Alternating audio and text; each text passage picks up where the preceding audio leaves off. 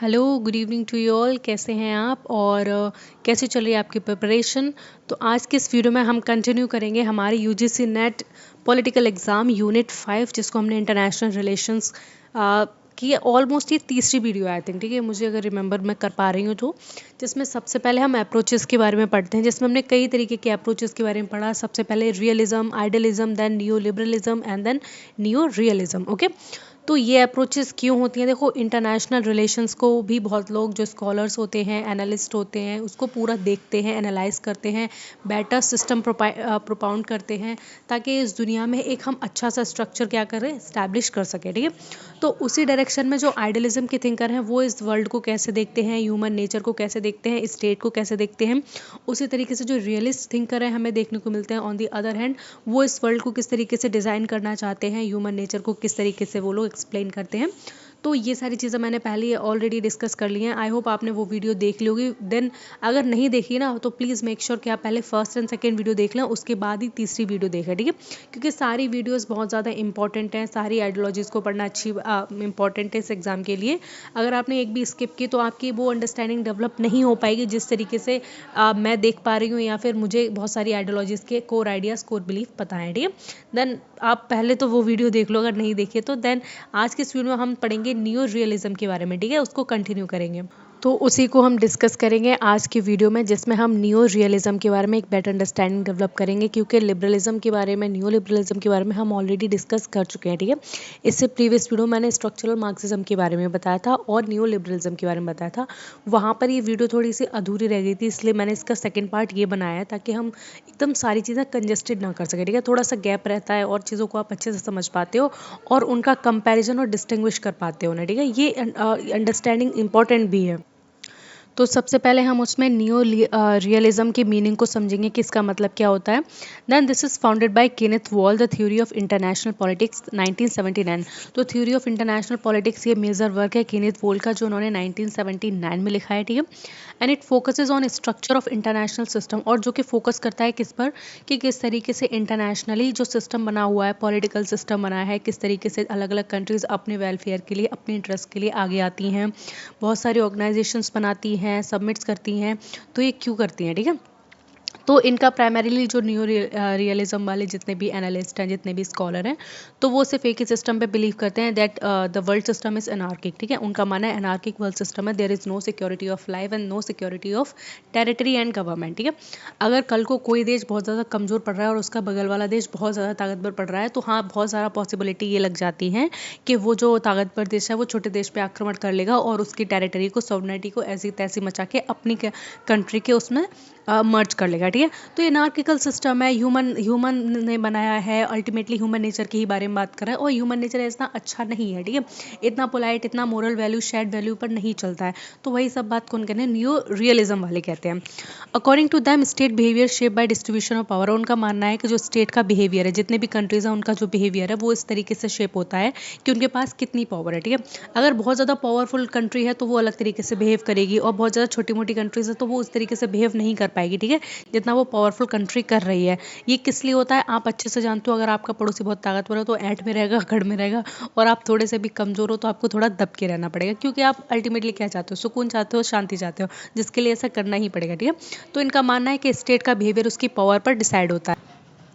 Then हम इसके की अजम्पशन को डिस्कस करेंगे, क्या क्या अजम्पशन है फॉर द न्यू रियलिज्म में। ठीक है, तो इनका सबसे पहले इनका मानना है कि जो इंटरनेशनल सिस्टम है वो अनार्किक है। ठीक है, अनार्की फैली हुई है, देयर इज़ नो सिक्योरिटी। ठीक है, कोई भी बड़ा देश किसी भी देश पे आक्रमण कर सकता है अगर उसके वो इंटरेस्ट में नहीं हुआ तो। ठीक है, साथ में इनका मानना है जो स्टेट्स होते हैं they seek security not domination. तो उनका मानना है वो अपनी सिक्योरिटी को ज़्यादा से ज़्यादा बढ़ाना चाहते हैं। ठीक है, उनका पर्पस मेनली डोमिनेशन करने का नहीं होता है, लेकिन वो सिक्योरिटी मैक्सिमाइजेशन पे इतना ज़्यादा ध्यान देते हैं कि वो अल्टीमेटली पावरफुल बन ही जाते हैं। और अगर हम उनके स्ट्रक्चर की बात करें, किस तरीके से इंटरनेशनल स्ट्रक्चर में हो या फिर उनका स्टेट का स्ट्रक्चर है, तो वो डिसाइड करता है डिस्ट्रीब्यूशन ऑफ कैपेबिलिटीज़ पे एंड डिस्ट्रीब्यूशन ऑफ पावर पे।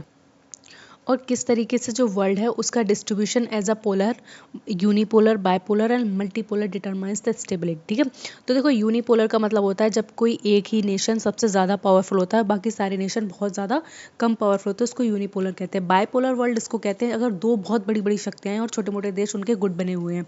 अगर मैं 1962 के टाइम पीरियड की बात करूँ तो वो बाइपोलर वर्ल्ड था उस टाइम। ठीक है, एक जो यूएसएसआर था उसको लेकर और दूसरा जो हमारा यूएसए था उसको लेकर टू बहुत मेजर ब्लॉक्स बन गए थे। ठीक है, बड़ी बड़ी जो इंटरनेशनल पावर्स थी, इंटरनेशनल जितने भी स्टेट्स थे वो इनको ज्वाइन कर रहे थे। ठीक है, अपने फ़ायदे के लिए भी, साथ में ये जो बड़ी बड़ी जो ब्लॉक्स थे या फिर बड़े बड़े जो लीडर्स थे वो खुद उनको मजबूर कर रहे थे ताकि वो उनके यूनियन में शामिल हो जाए। ठीक है, and the state focus on relative gain not absolute gain. और जो स्टेट्स होते हैं, जितने भी कंट्रीज होती हैं, वो रिलेटिव गेन पर ध्यान देती हैं, एब्सोलूट गेन्स पर ध्यान कम देती हैं। ठीक है, उनका प्राइमरीली फोकस यही है कि उन्होंने आखिर में क्या पाया। ठीक है, उनका क्वांटिटी पे ज़्यादा ध्यान रहता है। And their survival is the primary goal. और इनका जो सर्वाइवल होता है उनका प्राइमरी गोल यही होता है कि हमें क्या करना है, हमें वर्ल्ड फोरम में सर्वाइव करना है, सबसे आगे निकल कर आना है। देखो, तुम अगर आगे नहीं बढ़ोगे तो तुम्हारा पीछे वाला तुम्हें कुचलता हुआ आगे बढ़ जाएगा। ठीक है, तो ये चीज़ को थोड़ा सा ध्यान में रखना, इन सारे चीज़ों पे ये काम करता है। साथ में अगर मैं इनके major thinkers of new realism की बात करूँ तो इसमें कीनेस वोल्ट सबसे पहले आते हैं, स्टेफन वोल्ट आ जाते हैं, जॉन मियरशिमर आ जाते हैं और रॉबर्ट गिल्पिन आ जाते हैं। कीनेथ वोल्ट है वो स्ट्रक्चरल रियलिज्म की बात करते हैं, उसमें वो कहते हैं कि जिस तरीके से वर्ल्ड सिस्टम स्ट्रक्चर हुआ है उस तरीके से वहाँ की जो पॉलिटिक्स है वो उनको डिसाइड करती है। ठीक है, इंडिया एक डेमोक्रेटिक कंट्री है, साथ में तीसरी सबसे बड़ी इकोनॉमी है, तो इंडिया किसी से दबता नहीं है इंटरनेशनल फोरम में। लेकिन बहुत सारे ऐसे कॉमनवेल्थ काम होते हैं, ट्रीटीज़ होती हैं जिसमें हमें दब के रहना पड़ता है या फिर हमें मानना पड़ता है। अगर इसका सबसे बेस्ट एग्जांपल देखूं तो सस्टेनेबल डेवलपमेंट गोल में हमारे पास कुछ लिमिटेशंस लगी हैं, मिलेनियम डेवलपमेंट गोल हमें अपनाए हैं ताकि हम क्या करें, लोगों का वेलफेयर कर सकें। तो इस तरीके से स्ट्रक्चर में हम क्या कर रहे हैं, रह रहे हैं और उसको प्रमोट कर रहे हैं। दूसरा स्टेफन वोल्ट का, अगर हम बैलेंस ऑफ थ्रेट की थ्योरी जो स्टेफन वोल्ट ने बहुत ज़्यादा दी गई है। ठीक है, मतलब सारी कंट्री के अंदर एक कांस्टेंट फियर रहता है कोई हमें दूसरा हम पे कब्जा न कर ले, इसलिए वो क्या करती है, अंदर ही अंदर अपने वेपन्स को, आर्म्स को, एम्यूनिशन, आर्मी को बहुत ज़्यादा बढ़ाते चढ़ाते रहते हैं और इसको क्या कहते हैं, इसको थ्रेट की सिचुएशन कहते हैं। यहाँ पे क्या है, कॉन्स्टेंट थ्रेट पर है ये सारी कंट्री। अगर मैं थर्ड इंपॉर्टेंट की बात करूँ तो जॉन मियरशिमर है जो ऑफेंसिव न्यू रियलिज्म की बात करते हैं। उनका मानना है कि अगर आप अपने आप को डिफेंड नहीं कर पा रहे हैं, ठीक है, तो क्या कर सकते हैं आप, उसमें उस कंडीशन में आपको अपनी पावर ज़्यादा से ज़्यादा बढ़ानी चाहिए ताकि आसपास के नेशन आपसे डरें और आपके पास ना आ सके। ठीक है, आप पे हमला ना कर सकें। इसको ऑफेंसिव न्यू रियलिज्म कहते हैं। नेक्स्ट हमें रॉबर्ट गिल्पिन का हेजोमोनिक स्टेबिलिटी दिखती है, जिसमें वो कहते हैं कि एक हेजमोन तो होना चाहिए इस पूरे वर्ल्ड में, जो कि आपको देखने को मिलता है। एक हेजमोन का मतलब देखो क्या होता है, एक सबसे बड़ी महाशक्ति। तो यूएसए है भाई, अगर पूरा वर्ल्ड जो है एक तरीके से डिप्रेशन में चला जाए, ठीक है, तो उसको बचाने के लिए भाई यूएसए पे हम रिलाई कर सकते हैं, यूएसए इतनी बड़ी पावर है।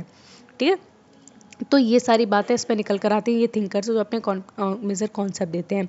यहाँ पे नेक्स्ट हम की कॉन्सेप्ट की बात करें न्यू रियलिज्म में, तो एनार्किकल वर्ल्ड का स्ट्रक्चर बताते हैं, बैलेंस ऑफ पावर होना चाहिए, सिक्योरिटी का कांस्टेंट डिलेमा रहता है। ठीक है, कांस्टेंट डिलेमा क्या होता है, जब हम एक भ्रम में जीते हैं, ठीक है, कि हम पे सामने वाला मतलब कभी भी हम पे हमला कर सकता है या सामने वाला हम पे कभी भी अटैक कर सकता है। तो इस सिचुएशन में हम क्या कर सकते हैं, हम अपनी पावर का, हम अपनी सिक्योरिटी, मिलिट्री का मैक्सिमाइजेशन करते हैं। ठीक है, रिलेटिव गेन की बात करते हैं, पोलैरिटी की बात करते हैं, बैंड वैगन बैलेंसिंग की बात करते हैं। तो नियो रियलिज्म में आपको जहाँ भी ये सारे पॉइंट्स दिख जाए तो आप समझ लेना ये नियो रियलिज्म की बात कर रहा है और आंख बंद करके टिक कर देना। ठीक है, इन सबको अपने पॉइंट्स में नोट कर लेना, ये जहाँ पे ऑप्शन में दिख जाएंगे वो आंसर क्या हो जाएगा, न्यू रियलिज्म से ज्वाइन करेगा और करेक्ट हो जाएगा। ठीक है, नेक्स्ट हम न्यू रियलिज्म का व्यू ऑफ स्टेट देखेंगे कि किस तरीके से न्यू रियलिज्म वाले हैं वो स्टेट को कैसा देखते हैं, कंट्री को कैसा देखते हैं। तो इनका मानना है state is a primary actor, सबसे बड़ा एक्टर जो होता है वो कौन होता है, राज्य होता है। राज्य में रहने वाली सरकार डिसाइड करती है कि उनकी इंटरनेशनल पॉलिटिक्स कैसी होगी। साथ में ये कहते हैं there is a rational pursuit of survival. ठीक है, तो वो सर्वाइवल के लिए रैशनली सोचते हैं, ऐसा नहीं है कि वो अपनी ख्वाब की दुनिया में है, ख्याली दुनिया में, ऐसा कुछ नहीं है। अगर वो कोई चीज़ सोच रहे हैं तो रैशनली सोच रहे हैं और ये बिल्कुल सही भी, आप इंटरनेशनल सिस्टम में ये सारी चीज़ें देखती हैं। पावर की अगर मैं बात करूँ तो मिलिट्री कैपेबिलिटी को, मिलिट्रीली पावर को ये लोग क्या करते हैं, बहुत ज़्यादा बढ़ाते हैं, इंक्रीज़ करते हैं, और अगर इंक्रीज़ नहीं करेंगे तो इनके लिए ही घाटा है। And alliances are temporary and interest based, और इनका मानना है जितनी भी अलायंसेज बनते हैं, जितने ब्लॉक बनते हैं, जितनी मित्रताएं होती हैं वो सब टेम्प्रेरी होती हैं, एक बार इनका इनका इंटरेस्ट हट गया तो वहाँ पर क्या होता है, उसके बाद ये सब खत्म हो जाती है और ये पूरी तरीके से इंटरेस्ट बेस्ड होती हैं। मेरे गोल सेम है, आपके गोल सेम है, क्यों ना हम हाथ मिला लें, ठीक है। जब तक हमारे वो गोल पूरे हो गए, बस हम हाथ हमारे छूट गए, ठीक है। ये बात कर रहे हैं कौन, इंटरनेशनल सिस्टम में। साथ में यहाँ पे नियो रियलिज्म को क्रिटिसाइज भी करते हैं। उनका मानना है कि ओवर एम्फोसाइज कर दिया है मिलिट्री पावर पर, कि हमेशा मिलिट्री पावर को ही सेंटर में नहीं रखना चाहिए, सारे देश सिर्फ मिलिट्री पावर पे ही ध्यान नहीं देते हैं और भी सारी चीज़ों पे ध्यान देते हैं, ठीक है।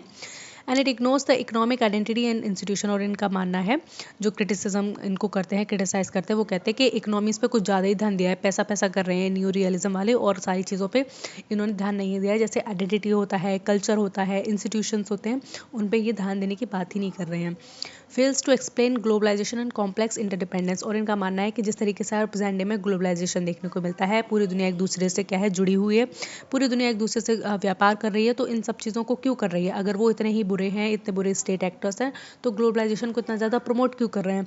साथ में कॉम्प्लेक्स इंटरडिपेंडेंस की बात करते हैं, जो सामान मेरे पास नहीं है लेकिन आपके पास है तो हम एक्सचेंज कर सकते हैं, इसको कॉम्प्लेक्स इंटरडिपेंडेंस कहते हैं। तो ये क्यों है?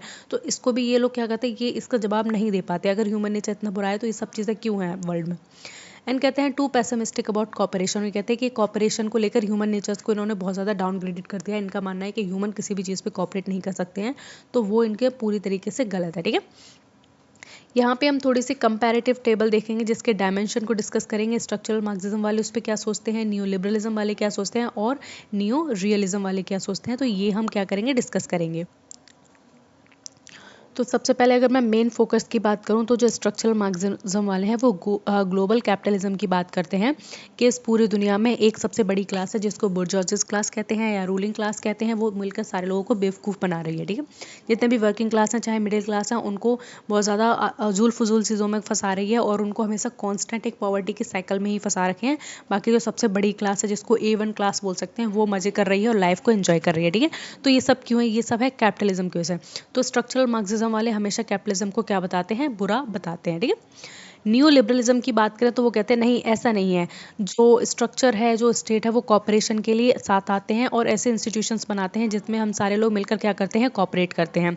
वहीं न्यू रियलिज्म वाले कहते हैं ऐसा कुछ नहीं है। अगर कोई कंट्री साथ आ रही है तो वो अपने पावर के लिए और सिक्योरिटी के साथ आ रही है। एक बार को उनके इंटरेस्ट या फिर पावर सिक्योरिटी कम हुए, वो उसको दोस्त बनाना छोड़ देते हैं, ठीक है। ये बात भी सही कह रहे हैं।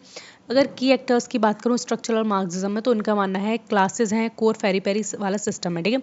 मतलब क्लासेस बनी हुई हैं जिसमें जो डेवलप नेशन है, सबसे बड़े नेशन है, वही क्या कर रही है, एक्सप्लॉइटेशन कर रही है, छोटे छोटे देशों का एक्सप्लॉइटेशन कर रही है, अंडर डेवलप्ड कंट्री का एक्सप्लॉइटेशन कर रही हैं। वहीं न्यू लिबरलिज्म वाले कहते हैं कि स्टेट और इंस्टीट्यूशंस मिलाकर क्या कर रहे हैं, वेलफेयर ऑफ पीपल कर रहे हैं, ठीक है, थ्रू इंस्टीट्यूशंस। वहीं न्यू रियलिज्म वाले कहते हैं जो सबसे बड़ा एक्टर है, की एक्टर है, वो कौन है, स्टेट प्ले कर रहा है, ठीक है। जो राज्य है वही सबको शेप कर रहा है। कॉमन पीपल का, कल्चर का, आइडेंटिटी का, इंडिजिनस कल्चर कोई महत्वपूर्ण नहीं रखता है। जो सरकार इंटरनेशनली कर रही है वही क्या है, उस कंट्री के लिए चल रहा है। फिर अगर हम कॉन्फ्लिक्ट कॉज की बात करें तो स्ट्रक्चरल मार्क्सिज्म वाले इसको एक्सप्लॉइटेशन कहते हैं, कि ये जो बड़ी क्लास है वो सिर्फ और सिर्फ हमारा एक्सप्लॉइटेशन कर रही है।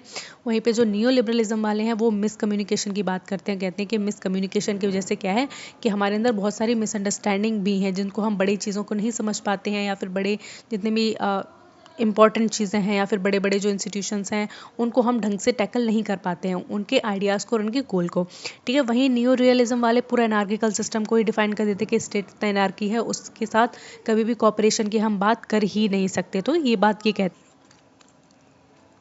नेक्स्ट यहाँ पे नेक्स्ट डायमेंशन को अगर हम डिस्कस करें तो व्यू ऑफ गेन की बात करते हैं। तो इनका मानना है तो एक्सप्लॉइटेशन स्लोअर्स पेरीफेरी गेन। इनका मानना है कि एक्सप्लॉइटेशन अगर कम हो जाएगा तो जो पेरीफेरल कंट्रीज़ हैं उनको भी थोड़ा सा गेन मिलेगा, ठीक है। यहाँ पे एब्सोलूट गेन की बात करते हैं, वहाँ पर ये रिलेटिव गेन की बात करते हैं। सारे टर्म्स हमने डिस्कस कर लिए हैं ऑलरेडी। स्टेबिलिटी की बात करें तो स्ट्रक्चरल मार्क्सिज्म वाले को डोमिनेशन की बात करते हैं, इसमें बड़ी कंट्रीज सिर्फ डोमिनेट करती हैं। न्यू लिबरलिज्म की बात करें तो इंस्टीट्यूशनल गवर्नमेंट की बात करता है, और new realism balance of power की बात करता है, ओके। लास्ट हम यहाँ पे डिस्कस करने वाले हैं रिलेवेंस इन कंटेम्प्रेरी इंटरनेशनल रिलेशनशिप। मैं जल्दी इसलिए कर रही हूँ भाई, इतनी शादियाँ आ गई ना, दिमाग ख़राब हो रहा है। मेरे घर के पास ही 3-4 शादियाँ हैं, इतना डीजे, इतना साउंड होता है, मुझे टाइम ही नहीं मिलता और पूरी रात ही नाचते रहते हैं, ठीक है। तो अगर आई डोंट नो, पता नहीं, मुझे तो वैसे भी इरिटेशन होती है शादियों से। तो रिलेवेंस पढ़ेंगे कंटेम्प्रेरी इंटरनेशनल रिलेशनशिप में। तो क्या है, तो जो मार्क्सिज्म वाले हैं वो एक्सप्लेन करते हैं ग्लोबल इनइक्वालिटी जिस तरीके से फैली हुई है, ठीक है। कुछ नेशन बहुत ज़्यादा अमीर और कुछ नेशन बहुत ज़्यादा कैसे हैं, गरीब नेशन है, ठीक है। वो इस चीज़ को क्या करते हैं, टैकल कर पाते हैं। न्यू कॉलोनिज्म के बारे में सोचते हैं, ठीक है। न्यू लिबरलिज्म वाले कहते हैं कि जो WTO बना है, क्लाइमेट कॉपरेशन पे सारी कंट्रीज़ और UN रूल की वजह से साथ आ जाती हैं और कॉपरेशन की बात करती हैं। न्यू रियलिज्म वाले कहते हैं कि US चाइना की राइवलरी को वो एक्सप्लेन कर पाते हैं, जिस तरीके से लड़ाइयाँ हैं, यहाँ पे चाइना की जगह आप यहाँ पे इंडिया भी रख सकते हो, ठीक है। रशिया नेटो का कॉन्फ्लिक्ट भी देख सकते हो, ये न्यू रियलिज्म का एक बेस्ट एग्जाम्पल है। कंक्लूजन की अगर हम बात करें तो स्ट्रक्चरल मार्क्सिज्म हाईलाइट्स इनइक्वालिटी। जो स्ट्रक्चरल मार्क्सिज्म है वो इनइक्वालिटी को बहुत इनइक्वालिटी हाईलाइट करता है। And new liberalism promote cooperation, और जो न्यू लिबरलिज्म है वो कॉपरेशन को प्रमोट करता है। न्यू रियलिज्म एम्फोसाइज करता है पावर पे एंड सर्वाइवल पे। And the understanding all three approaches give a complete picture of international relation पे। और आप अगर समझ लेते हो तीनों अंडरस्टैंडिंग को, स्ट्रक्चरल मार्क्सिज्म को, न्यू लिबरलिज्म को और न्यू रियलिज्म को, तो आपको एक कंप्लीट अंडरस्टैंडिंग हो जाती है इंटरनेशनल रिलेशनशिप की, ठीक है। So this is all about the new realism. I hope आपको वीडियो समझ में आई होगी, और नहीं आई तो दोबारा देख लेना यार प्लीज़। बी कोऑपरेटिव और थोड़ा सा कॉम्प्रोमाइज़ कर लो। ये शादी ने मेरा दिमाग ख़राब कर रखा है, ठीक है। तो पढ़ते रहो, ठीक है, आराम से। मैं इसको चेक करूँगी वीडियो ये कैसी बनी कैसी नहीं बनी। हाँ, बाकी पढ़ते रहो आराम से, नोट्स बनाते रहो और थोड़ा अपनी तरफ से भी थोड़ा सा भाई एफर्ट्स डालो, ठीक है, एग्जाम क्लियर करना है, ठीक है। बाय बाय, चैनल को सब्सक्राइब कर लेना।